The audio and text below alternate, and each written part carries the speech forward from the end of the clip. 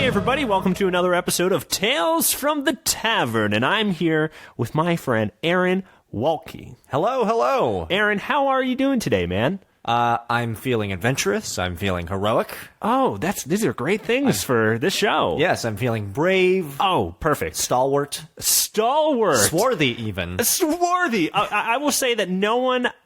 I don't want to down talk the rest of my guests, but I don't know if anyone's coming here feeling stalwart before.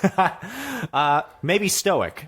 Stoic. Oh, yeah. Okay. Yeah, maybe stoic, but not stalwart. I try to withhold, the big words, the big guns for, special occasions when I'm on fantasy podcasts. Well, you did a fine job.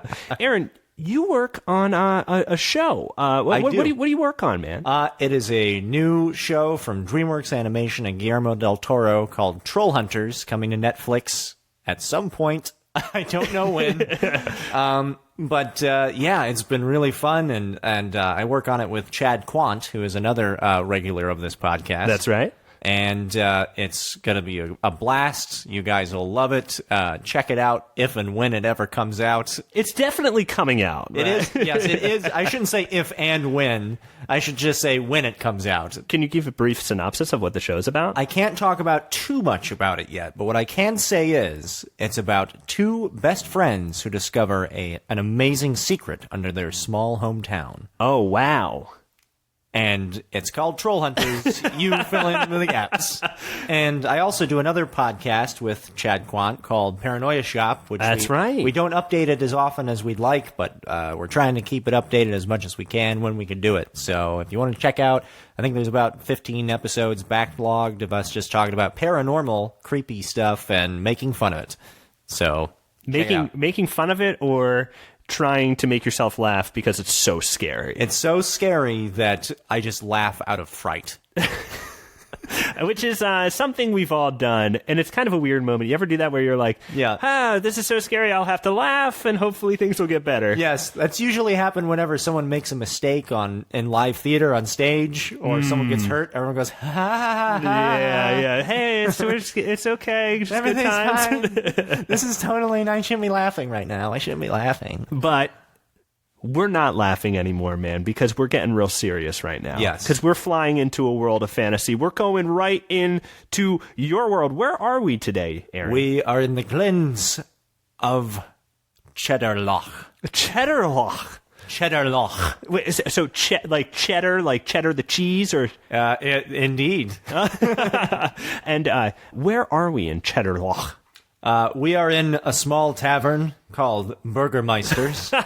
Can I guess what they serve at Burgermeister's? You can guess. Okay, sliders.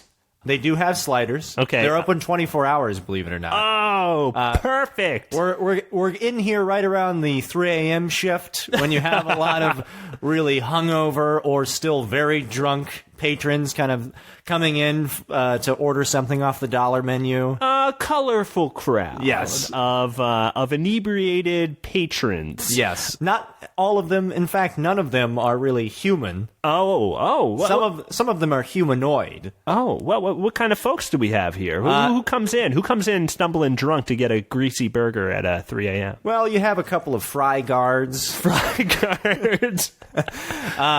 Perhaps someone who's fresh off of battling a grimace beast. Oh, okay. I'm starting to put some pieces together. What exactly is a fry guard? I have to know. Well, they're kind of horrific when you describe them. They have like long yellowish tendrils shooting off the top of their head. Oh. Their armor is crimson hue, emblazoned with the stable of their master. Oh. And they don't have a lot of inner life to them. They just kind of guard things and try not to get eaten. Yeah, and they I guess they just kind of they're faithful guards. Yes, these fry guards of the Fry Kingdom. They are the champions of Cheddarloch itself. Oh, okay. Of a man you will meet in my story. Oh, well, say no more. Okay. This seems like the type of place that probably has a list of banned people, right? Oh, yeah. One One guy would probably be the hamburger burglar. Okay. He's sort of a notorious thief, a bit of a Robin Hood figure. Has a weird thing for children. Oh no, that's not like sexual. He just likes to steal them. Oh, it's weird. He steals them, and nobody quite knows what he does with them. So he's banned, obviously. Well, I mean, it makes sense that he's banned, but it's also kind of weird that he's the hamburger burglar. Yes. But he in fact burgles children. You would think that would be weird, but it has a logic to it. You might say that the people whose children the hamburger burglar is burgling might be of the hamburger variety. Oh, I see what you're saying here in Burgermeisters. Yes. In Cheddarlock. In Cheddarlock. It kind of bothers me that burgers are eating burgers. No. Well, the sliders are in fact made from non-sentient ground humans. Oh, perfect. Yes. No more.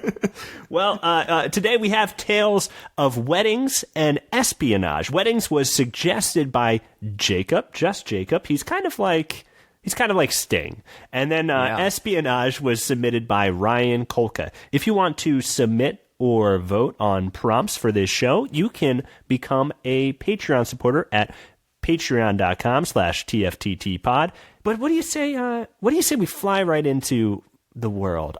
We're flying today. We're soaring through the sky into Cheddarlock. Let us soar into Cheddarlock. Like ketchup out of a squeeze tube of intrigue. Yeah, the thin bottle one. A tiny packet of horsey sauce and skullduggery. Let's get into it.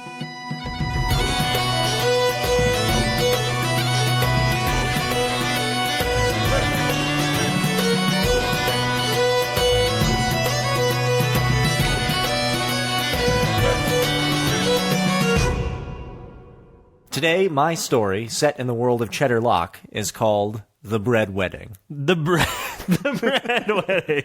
Hidden deep amongst the glens of the Northern Isle, past the syrupy stink of Razzleberry Bog and a day's walk into the Frywood Forest, is a land of enchantment and mystery known only to the few who have ventured to set foot upon its tender shores. A land as brutal as it is savory to the senses, where intrigue and skullduggery are as common as day-old McNuggets, and alliances flip like beef on the griddle. This mystic and delicious land is what legend hails as Cheddarlock. Cheddarlock was ruled by a petty tyrant, the heinous and despicable Thane Mac Cheddar. Oh. His name struck fear into the minimum wage peasantry, and he was a nobleman in name alone. He stamped out insurrection wherever it rose, keeping power with the bloodshed and aggressive undercutting business practices that are really unfair to local mom-and-pop shops just trying to make a living, you know? Thane Mac Cheddar, man. He seems like he doesn't seem like he's not a good dude. You might say he's must not yield to one of woman born, to get a little Shakespearean on you. He sounds like a real jerk. He's a bit of a dingus. So MacCheddar was an ugly king. His enormous head was spheroid in shape, his lips two gargantuan grayish-brown discs that resembled and sounded like ground meat slapping when he talked. His forehead and lower jaw were a discolored tan, dotted with boils like enormous sesame seeds. His deceitful tongue was a permanent jaundiced yellow, and would flick in and out like some kind of gross, cheesy-mouthed snake when he was thinking about evil, dastardly things he could be doing, such as contemplating murder and stuff. As ugly as MacCheddar was, there was one thing that he always wanted that he could not acquire: a bride. In fact, you might say that was because he was so fugly. That first sentence was confusing. Moving on. MacCheddar wanted a bride, which is precisely why this day was so exciting for him. After many countless nights of courtly schmoozing, hobnobbing, cavorting, and cajoling, MacCheddar managed to pull off what many thought impossible. He was to have an arranged marriage to the most beautiful woman in the land, the ginger-haired Gwendy of the neighboring kingdom across the border, the delightfully spicy valley country known as the Taco Dell. The president of the Dell, a sour cream-faced baron by the name of Gordita Chalupa Crunchwrap III, was coerced into allowing the marriage to save his people from an invasion of the Cheddar Lock army. A fierce brigade as ruthless with their hot oil trebuchets and apple pie grenades as they were fattening with empty calories. His beautiful daughter would be forced to marry that despicable tyrant, but there was nothing his dumb burrito face could think to do. Dumb burrito face is poetry. Yep. El Presidente Gordita is pretty dumb. Yeah. As you'll soon find out why. It was the day of the wedding, and guests began to arrive. The festivities were underway, and great dump trucks of Thousand Island dressing and horsey sauce poured from the castle ramparts in celebration, forming the colors of the Cheddar Lock national flag, which I guess are off-white and kind of peach color with little green bits in it. A cappella music began to sound from the Cheddar Lock choir, whose voices rose together in beautiful harmony. Ba ba ba ba ba, I'm loving this. And the Thane himself stepped out onto the castle turret to address the gathering crowds. At last, MacCheddar began to speak. Welcome, welcome one and all to the glorious day of my nuptials. Clap! Clap! All of you clap! The sandwich despot shouted, his greasy spittle smacking the ice cream queen below in her stupid dairy face.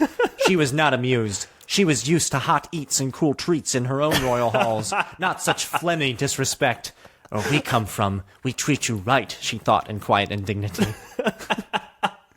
This is so packed. It's intense. It's so intense of joy. It's joy and food that will not fill you up, but will feel so right going down. In the moment that it's going down. Yes, but and then you will pay for it later. MacCheddar continued. This day is no doubt the greatest honor you have ever received, and your presence here is most appreciated. I see the kingdom of 5 guys have appeared from the north, all 5 of them. There, from the south, the colonel and his standing army of fried poultry warriors. And off in the corner there, arriving on his ship from the high seas, is Captain Long John Sliver, bearing gifts of cod and hush puppies for all. The subwayman, Cinnabron folk, and Carl Sr. himself. So many familiar faces. So many familiar, loyal, trustworthy faces. Perhaps that last line sounded a little weird. Dishonest, even. Well, that's because MacCheddar didn't mean a word that he'd said. He didn't trust any of them because they were not his allies at all, but his most hated enemies. Oh! He had invited them there as a warning, with the permanent peace created between Taco Dell and Cheddar Lock sealed upon his betrothal to Gwendy the Fair. Thane MacCheddar would be unstoppable and unopposed. He would be free to kill, maim, fry, and eat whoever he wanted. Oh! Did I mention Thane MacCheddar was a cannibal? Because he was. Oh my God! Let the festivities begin! MacCheddar shouted. His jester, Ronwald the clown, giggled and danced stupidly as a set of wooden stocks were wheeled out before the masses. Locked in its shackles was a poor, bedraggled man, wearing tattered rags that once might have been the remains of black and white striped pajamas. He looked pathetic in his matching black cape, wide-brimmed fedora, novelty tie, and black mask, which now held back the tears of the sobbing, broken figure. This scoundrel was caught by the fry guards burgling our burger children from the nursery for some unknown purpose, he intoned with a gasp. The subwomen shifted uncomfortably in their seat, acting like they had no idea this ever happened. Rubble, rubble, toil and trouble. Your murderous reign is at an end, the hamburger thief proclaimed boldly. But before the fried guards clubbed him senseless. Let the fate of this petty thief be a warning to the rest of you. Do not dare threaten me or stand in my way, or your ketchup will stain the ground just as his now does. With that, the Thane swung a mighty claymore, its blade sharp as a razor and probably made from deep-fried filet-o-fish or something. When it struck the hamburger burglar's neck, it passed through like it was cutting melted vanilla cone. Oh, man. He's done. Ruthless. A spray of gore and viscera misted the wedding guests who were too fear-struck to gag. Thane MacCheddar's warning had served its purpose, and served it well. This wedding starts off with an execution. Well, they say no McCheddar wedding is any good without at least 3 deaths. Oh, yeah, they do say that. I think I've heard that about the about the McCheddar. About the McCheddar. Yes. Now bring me my bride-to-be. Bring me the fair-haired Gwyndy of Taco Dell, slavered the tyrant king, not even waiting for the corpse to be removed from the stage. At his summons, the blare of bendy straw trumpets sounded, and a royal procession entered the quad. At its head sagged a forlorn-looking Presidente Gordita. The day of his daughter's wedding, what should have been the happiest day of his life, had been turned into this mockery. Gordita stepped aside, averting his gaze from the heavy-breathing McCheddar. There, from out of the palanquin, stepped the girl that every man and boy in the 7 kingdoms worshipped and adored. Gwyndy the Fair, the Radiant, her ginger locks braided into 2 luxurious pigtails on either shoulder. Her blue maiden dress had been tailored and embroidered with white frills for the occasion. The shy maiden padded slowly up the winding staircase, her footfalls making nary a sound. Thane McCheddar eyed her greedily. Then when she was at his side, he clapped his hands. "Priestess bird creature, my woman has arrived. Commence the ceremony and bind our souls forever," cried the Thane. With that, a robed canary thing flew from the tower above and perched before them. Tucked in its beak were the holy menu scriptures of old. She began to squawk and screech incoherently, occasionally pointing to the groom or the bride-to-be. It was really hard to make out, but the gist of it seemed to be that we should all be happy to be there, and the 2 of them should exchange vows. Thane McCheddar, always the showman, insisted he go first. "With this union, our kingdoms become one. The might of our empire will roll across the lands like a deluge of McFlurry milkshake that will drown all who defy me. I mean us." These touching vows made, McCheddar reached forward and wrapped an onion ring around her finger, which in those times were rare and only found in some store locations nationwide. Then it was time for Gwyndy to make her speech. She leaned and looked down at the courtly gathering and steeled herself. Then, quietly, she began. "Thane McCheddar, I am but a simple farm girl from a distant land, where I spent my days harvesting baconators and fire sauce packets from the fields of my uncle's dollar menu orchard," said the sweet Gwyndy. "I have no vows to swear. I have no rings to bear. I have only my words, gentle though they may be. Would you like to hear them?" The Thane leaned in greedily until his gnarled, bready ear hovered right before her tiny, delicate face. Yes, he would like to hear them. Gwyndy couldn't help but blush as she moved in to whisper only this. "The Burger King says hello." Suddenly, a dagger plunged into Thane McCheddar's burgery gut. The tyrant stumbled backward to see Gwyndy at the hilt, sneering with fiendish glee. "Ah, treachery!" McCheddar gurgled as he dropped to the cobblestone floor, but his pleas were deafened by the roar of turmoil below. The fry guards were falling, one by one. Behind each of them, armed civilians removed their masks to reveal whopper heads to their schmoes. Oh! Just as mustard blood spewed from their slit fry throats. "Chihuahua sentries, lock the gates!" shouted Gwyndy to her coterie, and the castle gate slammed shut at the behest of the dog warriors obeying their master. No one leaves. No one. In the chaos, the dying McCheddar crawled to the ramparts to see his empire crumbling before his eyes like so many cinnamon twists.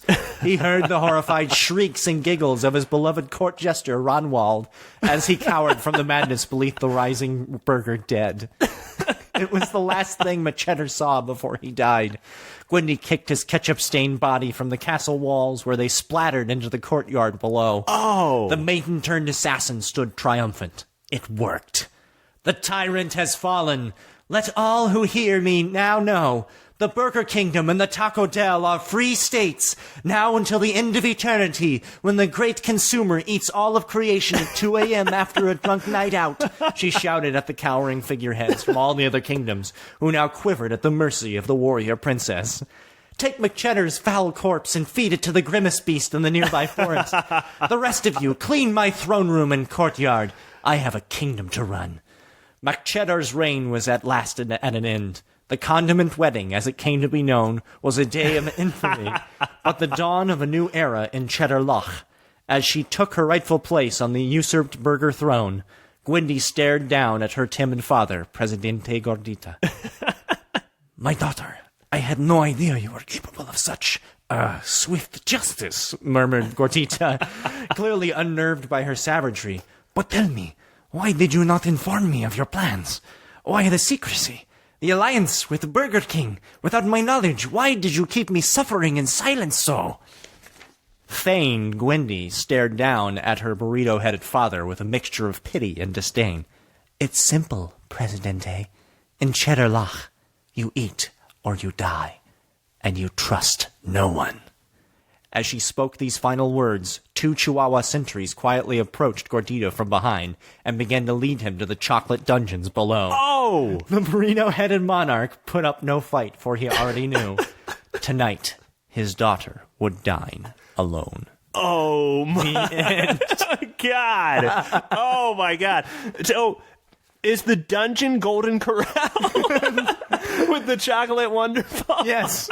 That's one of their many torture devices. They force feed you all you can eat steak until your guts burst. Until you stumble into the wonderful. Yes, and drown in a steak coma. That's a great example of if this is true, what else is true? Yes. I feel like it is a fully realized world of fast food items. I couldn't help but picture those old giant metal playgrounds. Yes. That were the big burger heads, which was Mayor McCheese and yes. the other one. I like to believe that the artisans who created those giant rocking Mayor McCheese heads were somehow inspired by this world. By maybe somehow in their dreams they were visited by visions of Cheddar Loch. Yeah, I guess I imagine maybe like a big stone structure of that same thing. And in our world, it's just a playground. Yes, but in Cheddar Loch, it is a monument. Yes, there's play slides galore in the Cheddar Loch. It's pretty fun for the most part until you get stabbed and all your condiments bleed out. And some of the fun slides do lead directly into friolators. So you have to be careful which one you're ordered to go down.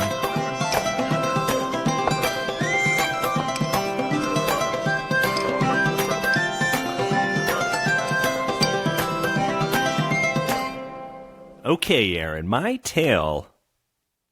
That's a terrible title. Why did I tell you that? My tale of weddings and espionage is called Bones and Brides. Sitting upon his stone throne in the caverns of Jit Mountain was Mortok the Warlock, a magic wielder of sinister intent, growing more powerful with each day. Mortok was a short goblin covered in a dark green hooded robe. He scratched the scruff of his chin and pondered his next move in his never-ending quest for power, for warlocks are a bit obsessed when it comes to that kind of thing. Perhaps I'll steal a magical artifact to unlock some ancient powers, thought the warlock aloud. Or maybe I'll build a giant gun. Just then. Pretty good idea. Not a bad idea. Not a bad one in the mystical world. Just then, the warlock's guard dogs, Dogra and Agulon, walked into his throne room.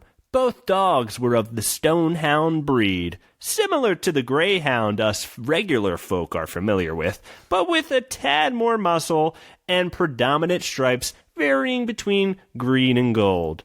Hey, what are you guys doing in here? Asked the warlock.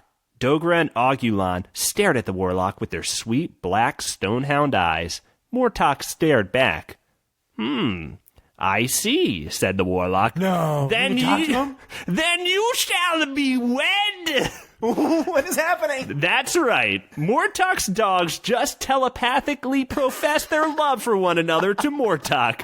For Mortok is so good at magic that he developed a telepathic relationship with his own dogs. That's really good. Not only a telepathic relationship, but also he sensed that they were ready to make that next step. They're ready to get it tied, you know? They're not. He just has a good sense of that sort of stuff. Well, his heart was so good at loving his two little hot dogs that he wouldn't deny them this celebration of their love. The next day, Mortok, Dogra, and Agulon went out to the forest for the wedding ceremony, and just about every evil sorcerer and weirdo friend of Mortok was invited.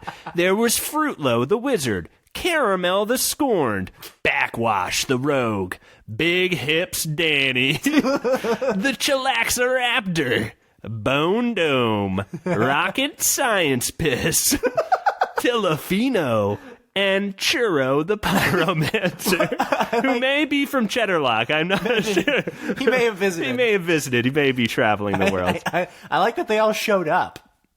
None of them showed up. The wedding was quaint, with only 3 rows of chairs, a small stage, and a flower ark.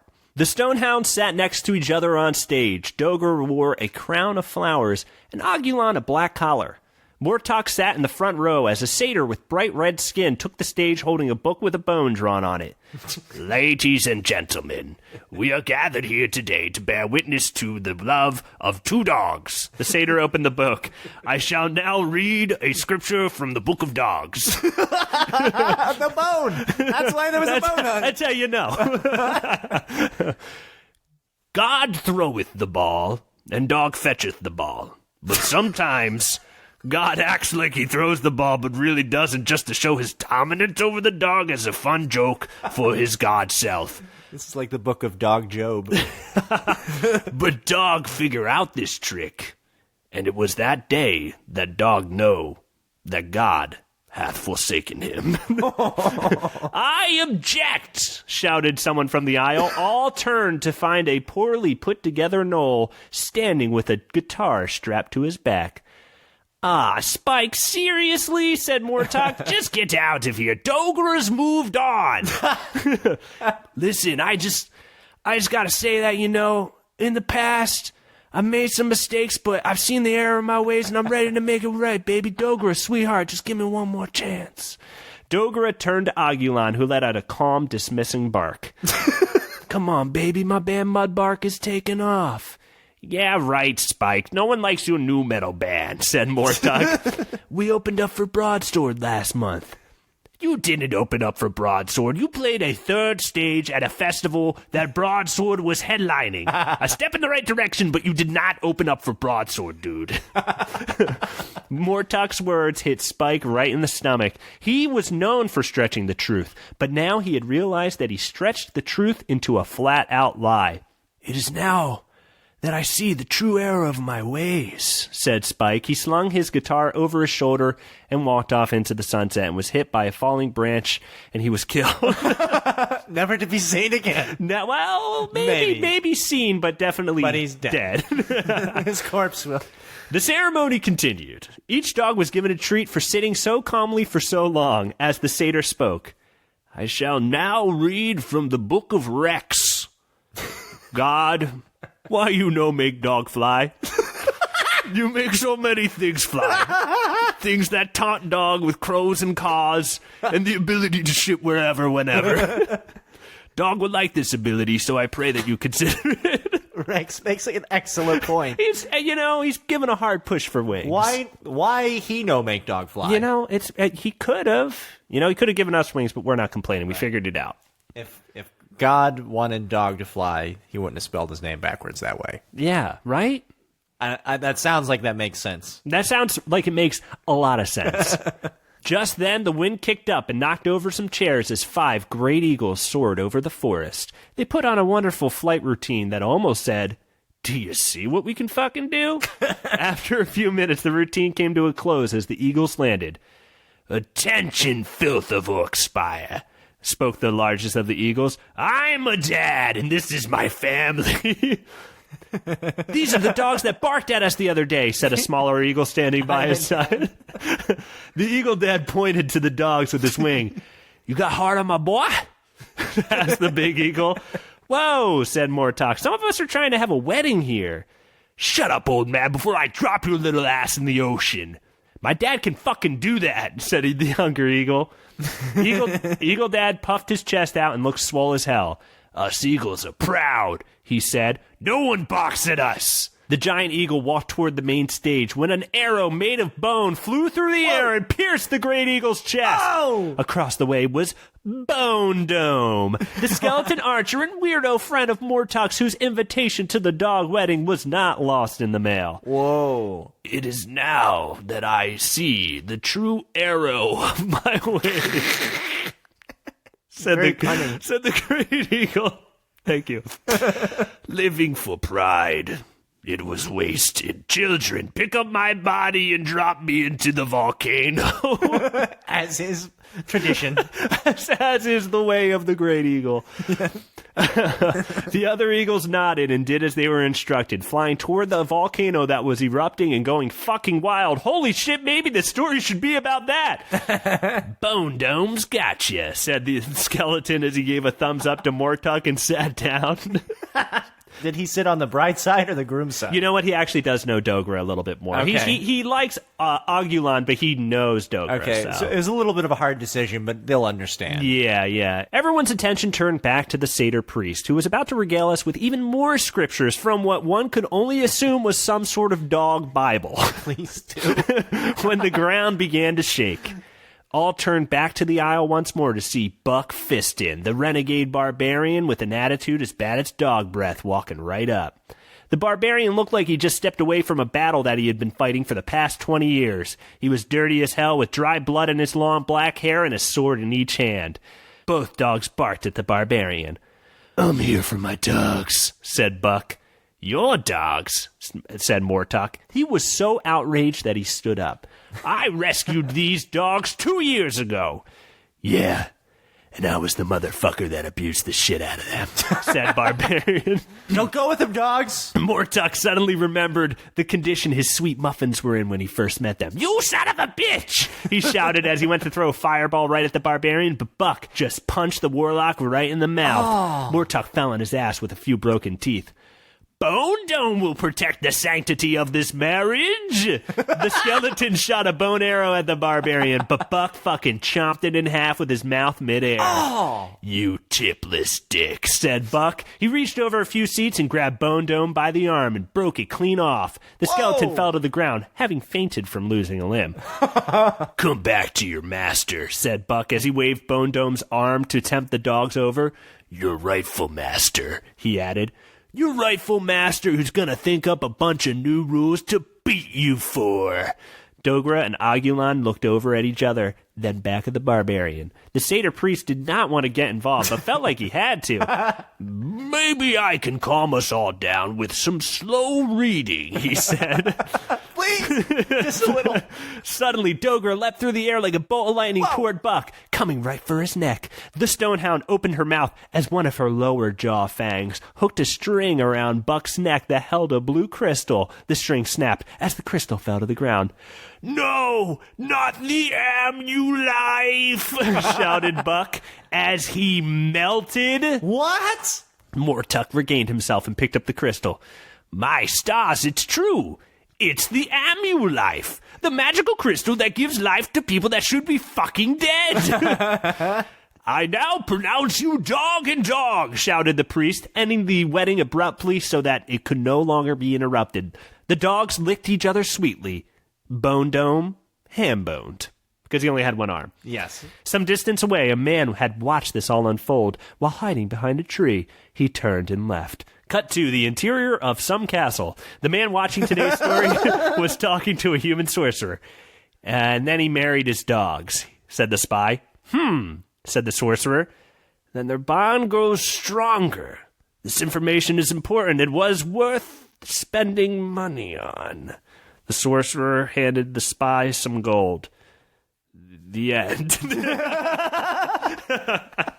And, I didn't say it, but the dogs definitely lived happily ever after. Oh, that's good. You know, Mortuck's a good owner. I think he he is an evil guy. He does want to get real powerful, but he's got a soft spot. He's got two little sweet muffins. Yeah, it seems like he doesn't need companionship beyond the dogs because he has a wonderful, loving marriage that he can live his example, live his life by example. Absolutely. And they seem like dogs who really love each other. Yeah. I mean, they came to him and were like, look, we're guards, but we want to get married.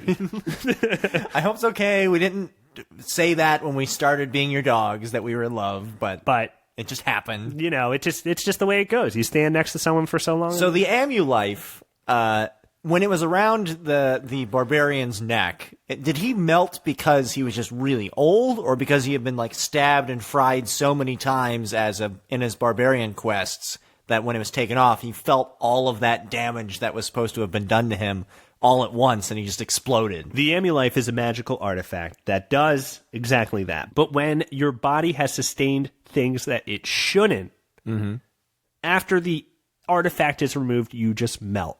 You just melt. Also, if you're super evil and you beat dogs, you also melt. You also melt. But, yeah, so it's the rule of the world. It's half in part to the fact that he had been like, he probably should have died 20 times over, but it's also half the fact that dog beaters melt. Fucking melt off. It's just an Arkspire classic rule. Classic rule of Arkspire. No dogs die, and if you beat a dog, you melt. You melt.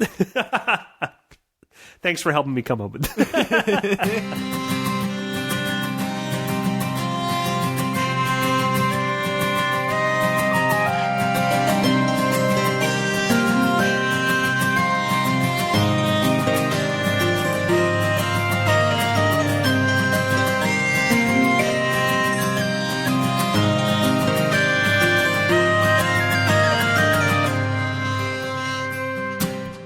Aaron, I gotta ask, man.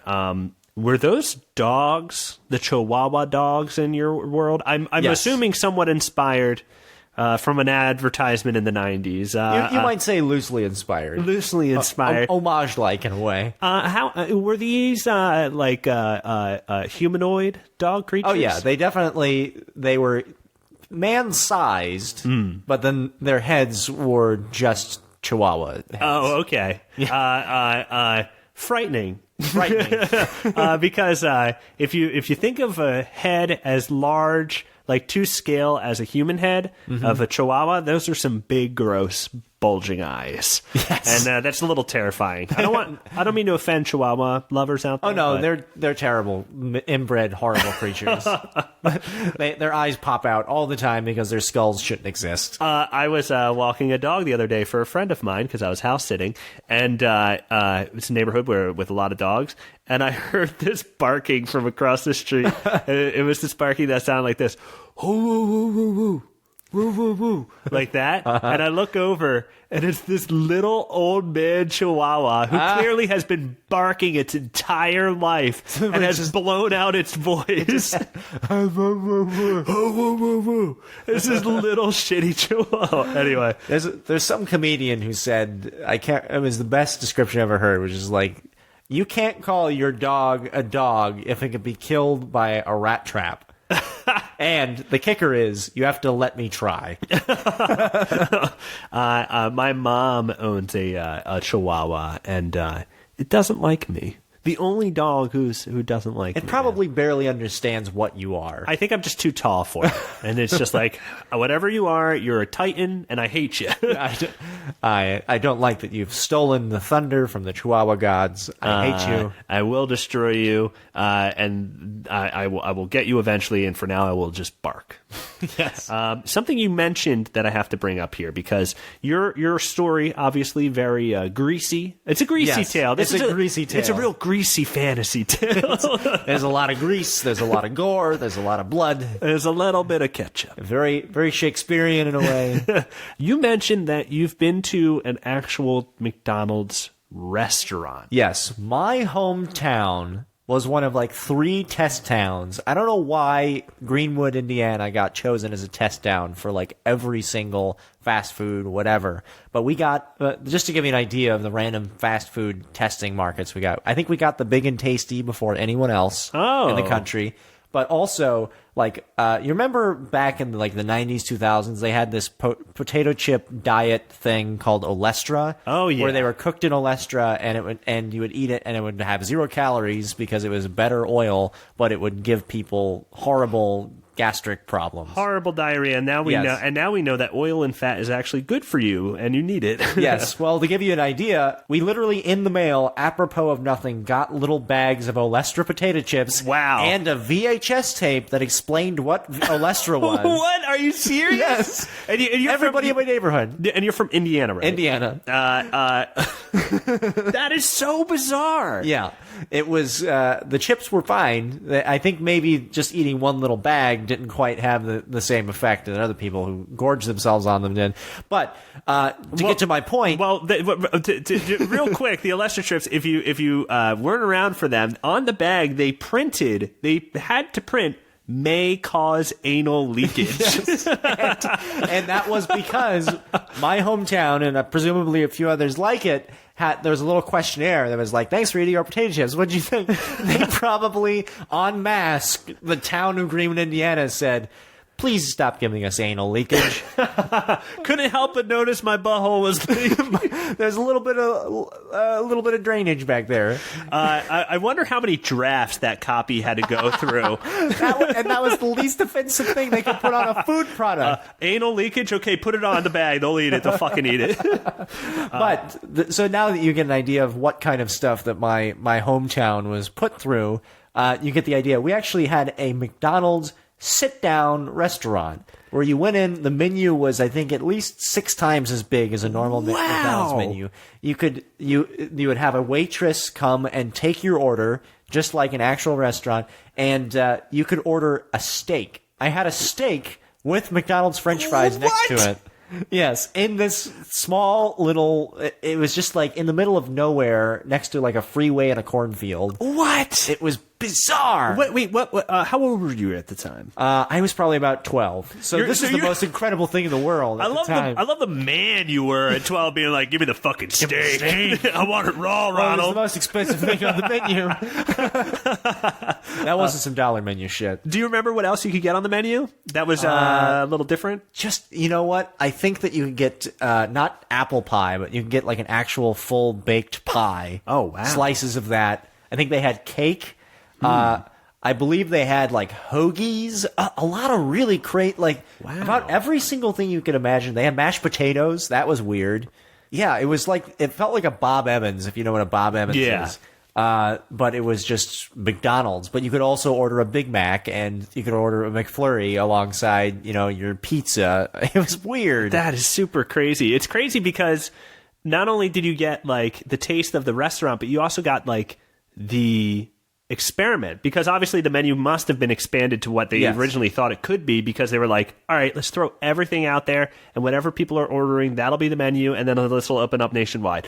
But I guess it never panned out for good reason. I think they had turkey dinners too. Turkey dinner. McDonald's just have Thanksgiving at McDonald's. I love a Thanksgiving dinner. I love a Thanksgiving sandwich, but a McDonald's one, I would have to try it, but my expectations would be very low. A McTurkey leg. A McTurkey leg. Oh my gosh. So you had a McSteak. You've had a McSteak. I had a McSteak, yeah. Wow. I think it's gone now. I think that was a rare... I was in that rare moment of history where I got to try experimental fast food as slow food. And Olestra chips. And Olestra chips. I was on the front lines. You grew up in a magical land. A magical test subject land. Are you... You may be from Cheddarlock. It sounds like you could be. Aaron, thank you so much for coming on today. Pleasure to be here. I hope your listeners tolerate me. I know they had a great time in Cheddarlock, just as I did. Aaron, where can people find you online? You can find my personal Twitter at GoodAaron, spelled just the way it sounds, GOODAARON. On Twitter, I post my personal stuff. I post some fun jokey jokes. And I'll post links to projects. And you'll find out more maybe about Cheddarlock. Who knows? Maybe, Aaron, you'll start live tweeting next time you're at an experimental restaurant. Guys, if you would like to support Tales from the Tavern, you can do so in a real easy, inexpensive way. In fact, it costs $0.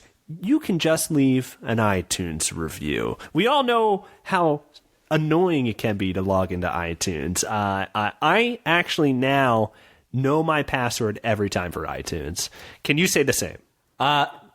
Actually, since it's locked to my Mac account, and every time I do anything on my Mac now, I have to log in. Oh, okay. I now have memorized my password thanks to the insistence of Apple computers. We have adult lives going on here. We know our iTunes passwords. So if you know your iTunes password, guys, leave us an iTunes review. It really helps out the show, and I'm going to read one right now. This one is titled, Grab Your Goat Wine and Have a Good Time by Joy Walk Devil Fist. And that's...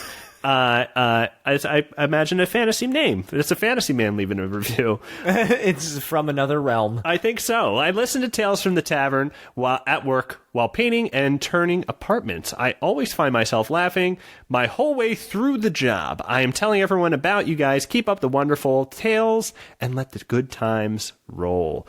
Hey, like a paint roll brush. Like a paint roll. I got it. Joy Walk, you do live in a fantasy land of...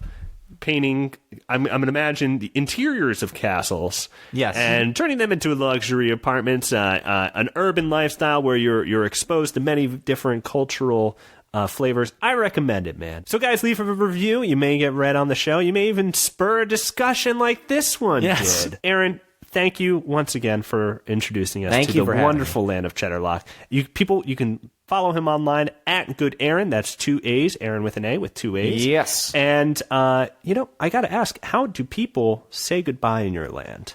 In the Glen of Cheddarlock, when you say goodbye, you say, may the way you have be as you like it. well, may the way you have be as you like it. And you. And to you. To all. And real quick, Aaron, I just had to say, wonderful performance today. You had wonderful performances. Thank you. And I have so many character voices inside of me. They just are ready to come out. I hope we hear more of them. I would love to bring you all back to the land of Cheddarlock. I would like to see what an adventure in Cheddarlock entails. Well, maybe we'll hear about Ye Old Jack. Oh no! Maybe a Jack character, maybe in a box or something. A jack of all trades, of all boxes, boxer of none. Thanks again for listening, everyone. Thanks again, Aaron, for coming by, and thank you for having me. And for the way. May the way you have it be it your way. How was it? Check that again. May the way you have be as you like it. May the way you have be as you like it. Have a good week, everyone. Bye-bye. Goodbye.